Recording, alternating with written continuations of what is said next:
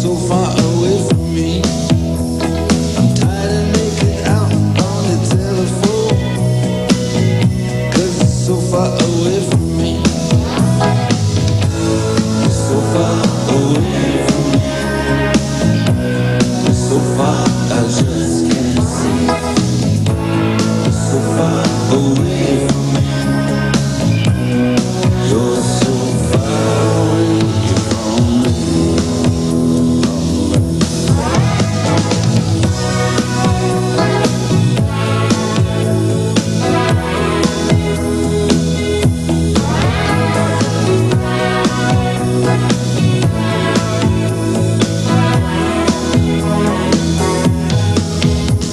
And I get so tired when I have to explain.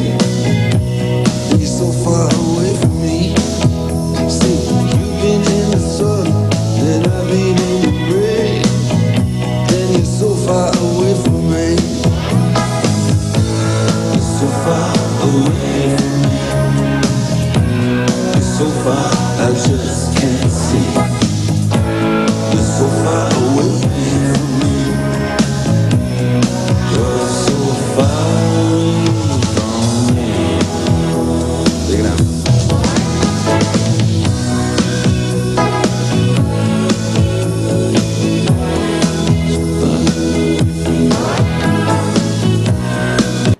I think he's probably one of the all-time great voices in music.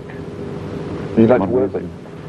I like working with lots of people, you know, and I'm sure, you know, I've worked with quite a lot of people so far, and it seems to be going on. How do you react to that thing? It seems in America you're regarded as the master guitarist, Mark Knopfler, and they trundle you into a session. And do they expect you to just reproduce that tone kind of thing all the time? No, not really. In fact, a lot of the sessions that I've been doing lately, I haven't been using an electric guitar as such. I've been using nylon strung electric guitar, which is for Phil Everly. I did some stuff with that, and Scott Walker. And these names you're mentioning, Scott Walker, I think you worked with Bob Dylan and Steely Dan. They always reveal to be quite awkward people to work with. Is that true? Well, I think everybody's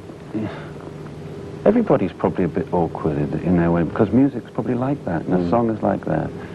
And some things can go sailing through, but maybe another song might bring out something else. So one of the great things about music is that there's no law, you know, there's no formula to anything.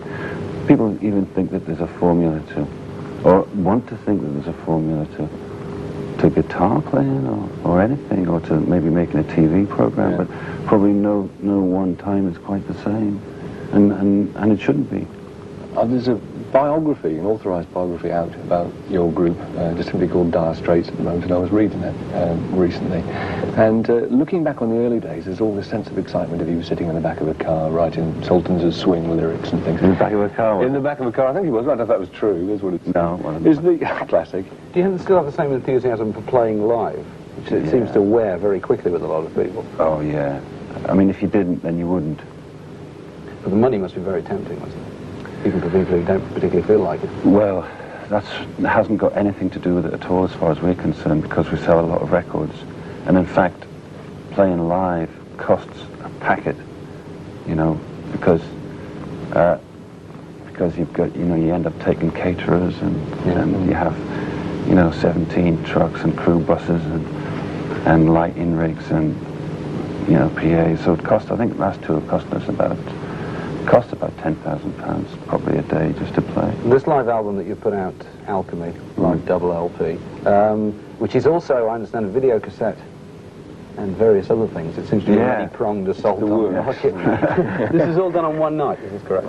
Yes, it's supposed to be very authentic as live albums go. It is. There are no overdubs on it. No.